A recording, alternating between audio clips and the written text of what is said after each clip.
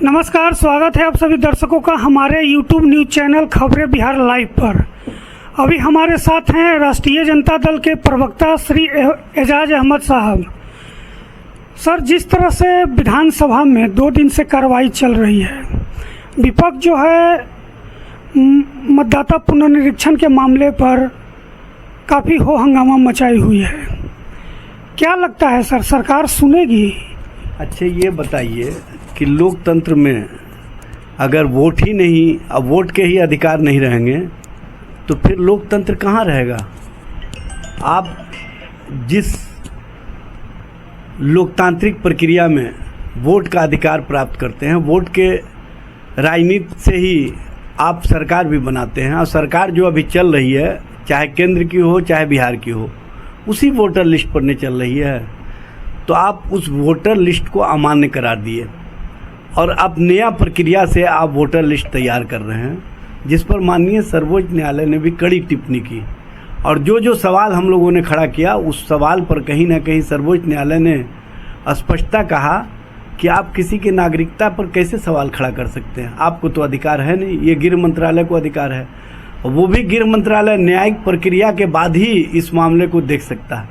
लेकिन आप जिस तरह से 11 डॉक्यूमेंट्स मांग रहे हैं, उसमें एनपीआर की बात कर रहे हैं। एनपीआर कहाँ हुआ है? देश में कहीं नहीं हुआ है। नेशनल पॉपुलेशन रजिस्टर नहीं तैयार है और आप उसकी मांग कर रहे हैं। तो ये किसने चुनाव आयोग का डॉक्यूमेंट्स मांगने का तरीका चुनाव आयोग को माध्यम बना करके प्रस्तुत किया है, और चुनाव आयोग किसके माध्यम से इस तरह का कार्य कर रहा है, ये स्पष्ट क्यों नहीं किया जा रहा है? और माननीय सर्वोच्च न्यायालय ने जो बातें कही थी कि आधार कार्ड को शामिल कीजिए, आप राशन कार्ड को शामिल कीजिए, जॉब कार्ड को शामिल कीजिए, लेकिन चुनाव आयोग कल जो एफिडेविट जारी किया है उसमें इस चीज़ों को मानने से इनकार कर दिया। अब मैं पूछना चाहता हूं भारत सरकार से, मैं पूछना चाहता हूं केंद्र सरकार से कि आप जब आधार कार्ड के माध्यम से बैंकिंग सिस्टम में जोड़ने का काम किए, आधार कार्ड के माध्यम से पैन कार्ड बनाने की प्रक्रिया शुरू किए, आधार कार्ड के माध्यम से आपने चुनाव और वोटर लिस्ट तैयार करने की भी प्रक्रिया शुरू की थी। आधार कार्ड से ही आप जो डॉक्यूमेंट्स मांग रहे हैं, उसमें जन्म प्रमाण पत्र, उसमें आपको जातीय प्रमाण पत्र, उसमें आवासीय प्रमाण पत्र, वो आधार कार्ड का माध्यम बनता है। तो आप जिसके माध्यम से जो चीज़ बनता है, आप पासपोर्ट मांग रहे हैं, पासपोर्ट भी कहीं ना कहीं आधार कार्ड के माध्यम से बनता है। तो जिस चीज़ को आप मांग रहे हैं वो चीज़ उसी आधार से बनता है। तो ये कौन सी नीति है, कौन सी सोच है, और किस तरह का सोच डेवलप किया है भारतीय जनता पार्टी ने, केंद्र सरकार ने, यह स्पष्ट रूप से दिखता है। जिस तरह से चुनाव आयोग कहीं ना कहीं जो केंद्र सरकार के इशारे पर काम कर रही है, वो स्पष्ट रूप से दिख रहा है। चुनाव आयोग के द्वारा ये जो प्रक्रिया अपनाई गई है, शोषितों, वंचितों, पिछड़ों, अति पिछड़ों, दलितों के हक और अधिकार को छीनने का प्रयास है। ये वोटर लिस्ट रिवीजन के नाम पर आपके वोट के अधिकार को छीनने की बात है, और वो भी लोकतंत्र की जननी बिहार से। ये कहीं ना कहीं स्पष्ट करता है कि आप एक बड़ा खेल खेलना चाहते हैं बिहार के माध्यम से।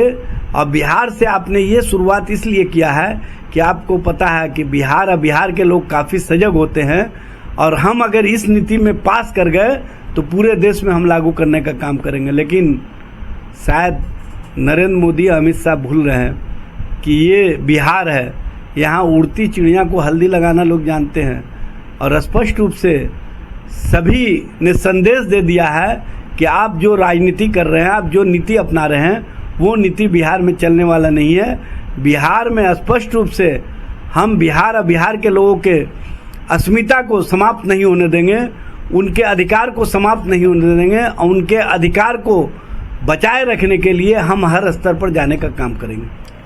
सर, 2 दिन पहले सीपीआई में भी डी राजा आए थे, उन्होंने भी प्रमुखता से मतदाता पुनर्निरीक्षण का विरोध किया। आम जनता में भी ये गुस्सा है, देखिए कि असमय जो है ये इस तरह का कार्य किया जा रहा है। तुरंत जो है इलेक्शन शुरू होने वाला है। एक सेकंड सर, आप लोग भी बिहार चक्का जाम किए हैं विधानसभा में भी इस पर आवाज़ उठा रहे हैं, कार्रवाई रोक रहे हैं, लेकिन फिर भी भारतीय जनता ये सरकार जो है वर्तमान बिहार सरकार या केंद्र सरकार या इलेक्शन कमीशन कोई सुनने के लिए तैयार नहीं है। तो ऐसी स्थिति में आगे क्या होगा सर? क्योंकि 2 ही 3 महीना में तो इलेक्शन होने वाले हैं, इलेक्शन तो रुकेगा नहीं। देखिए, ऐसी स्थिति और परिस्थिति का निर्माण नहीं होगा।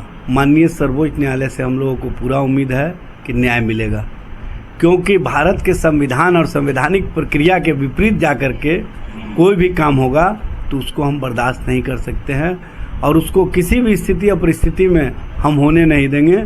इसके लिए हम लोग सड़क से लेकर सदन तक आवाज़ बुलंद कर रहे हैं। लोकसभा में भी ये बातें उठाई जा रही है, राज्यसभा में भी ये बातें उठाई जा रही है और बिहार विधानसभा विधान परिषद में भी ये बातें उठाई जा रही है। और स्पष्ट रूप से हमने संदेश दे दिया है देश और देशवासियों को कि किसी भी स्थिति या परिस्थिति में ऐसे कार्य को हम नहीं होने देंगे जो कहीं ना कहीं लोकतांत्रिक प्रक्रिया को कमज़ोर करते हों, जिससे बिहार के लोगों के नागरिकता पर सवाल खड़े किए जाते हों। और नागरिकता पर सवाल खड़ा करने वाले लोग वही हैं जो भारतीय जनता पार्टी के इशारे पर काम कर रहे हैं। चलिए, धन्यवाद सर। तो ये थे एजाज अहमद साहब, जिन्होंने बहुत बेबाकी से मतदाता पुनर्निरीक्षण पर हो रहे विरोध के बारे में बताया।